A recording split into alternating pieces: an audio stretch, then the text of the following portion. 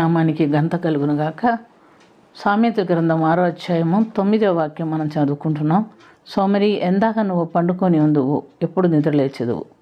ప్రియమైనటువంటి దేవునిలారా, జ్ఞాని అయిన సొలొమోను రాసినటువంటి గ్రంథం ఇది. సోమరితనమును గురించి సోమరికి ఉన్నటువంటి లక్షణాలు నిద్రమత్తు, తిండిపోద్దనం రెండు ఉంటుందని మనం గమనిస్తున్నాం. మరి ఇందులో మనం గమనిస్తే సామెతల గ్రంథం 6:4-5లో మనం గమనించినప్పుడు, నీ కనులకు నిద్ర అయినను, నీ కనురెప్పలకు కునుకుపాటు అయినా రానీయకుము. వేటగాని చేతి నుండి లేడి తప్పించుకున్నట్లును, ఎరుకువాని చేతి నుండి పక్షి తప్పించుకున్నట్లును తప్పించుకునుము అని ఇక్కడ హెచ్చరిక ఇస్తున్నట్టుగా మనం చూస్తున్నాం. సోమరివాడు నిద్రమత్తుగా ఉండేవాడిని గురించి చెప్పుకుంటున్నట్టుగా ఇక్కడ గమనిస్తున్నాం. ఉదాహరణకు మనం చూస్తే, ప్రియమైనటువంటి దేవుని బిడ్డలారా, సంసోన్ని చూస్తున్నాం. సంసోను మరి దేవుని శక్తిని పొందినవాడు, పుట్టినప్పటి నుంచి నాజీరు చేయబడినవాడు, దేవుని బలంతో నడిపించబడేవాడు. అయితే అతను దెలీలాతో స్నేహం చేస్తున్నట్టుగా మనం చూస్తున్నాం. అతను దెలీలాతో స్నేహం చేసినప్పటి నుంచి ఫిలిస్తీన్ల సర్దారులు ఆమెని బాధ పెట్టడం మొదలుపెట్టింది. సంసోన్లో ఉన్నటువంటి బలం ఎక్కడుందో నువ్వు కనుక్కొని మాకు చెప్పు, నీకు డబ్బులు ఇస్తామని చెప్పి ప్రేరేపిస్తున్నారు. మరి దెలీలా కూడా సంసోన్ని తన బలం ఎక్కడుందో అని అడిగి విసిగిస్తున్నట్టుగా మనం చూస్తున్నాం. ఈ విధంగా విసుగు చెంది సావటం మంచిదని అనుకుంటున్నాడంట. కానీ ఒకరోజు సంసోన్ ఏం చేస్తున్నాడంటే, తన బలం తన తల వెంట్రుకల్లో ఉంది. తాను పుట్టినది మొదలుకొని తల మీదకి మంగళకత్తి రాలేదు.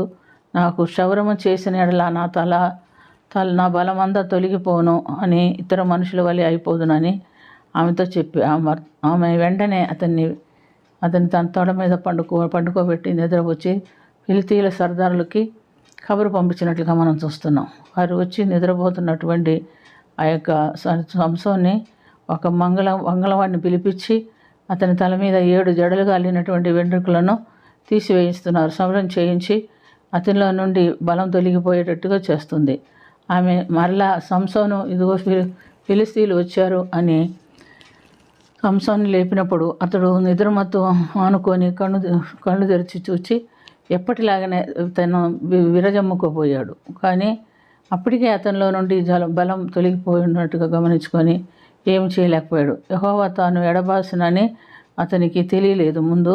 ఆ తర్వాత ఫిలిస్తీన్లు అతన్ని పిలిచి అతన్ని పట్టుకొని అతని కళ్ళు 2 ఊడదీయించి ఆయనకి ఇత్తడి సంగులు వేయించి అతని కారాగృహంలో తిరగలి విసురువాడుగా అతన్ని నియమిస్తున్నట్లుగా మనం చూస్తున్నాం. ప్రియమైనటువంటి దేవునిలారా, నిద్రమత్తు దేవుని కృపను పోగొట్టుకొనుటకు ఈ ఎంత కారణమైందో చూడండి.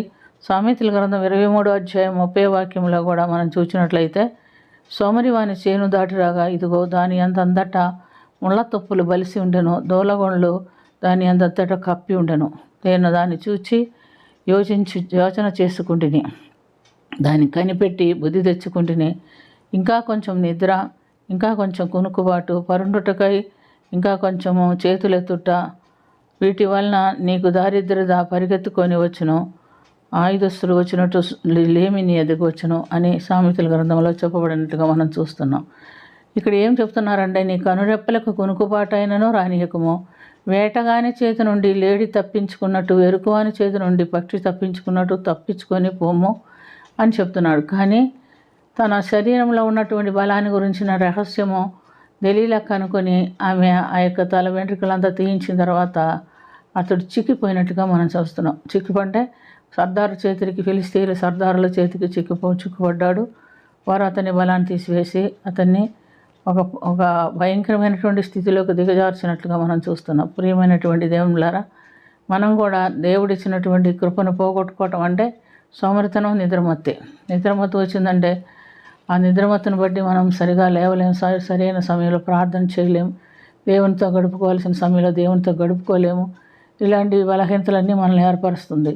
దీనికి కారకుడు సాతానుడే. కాబట్టి మనము ఇటు బలహీనతలో చిక్కుపడకుండా చురుకుగలిగిన వారై దేవుని ఆత్మతో ఆరాధించేవారుగా, ప్రార్థించేవారుగా దేవుని సన్నిధిలో కనబడేటట్టు ప్రార్థన చేసుకుందాం. ప్రేమ కలిగిన తండ్రి, కృప కలిగిన ప్రభువా యేసయ్యా, మేము సోమరివారుగాను, నిద్రమత్తులుగాను, తిండిపోతులుగాను ఉండకుండా మీరు మాకు సహాయం చేయండి ప్రభువా. ఎంతటి బలవంతుడైనటువంటి సంసోను ఒక నిమిషంలో తన బలాన్ని పోగొట్టుకున్నట్టు గమనిస్తున్నాం. దెలీలా స్నేహం కోరింది, పాపమును ప్రేమించి పాపంలో జీవించి నీకు దూరస్తులైనట్టుగా చూస్తున్నాం ప్రభువా.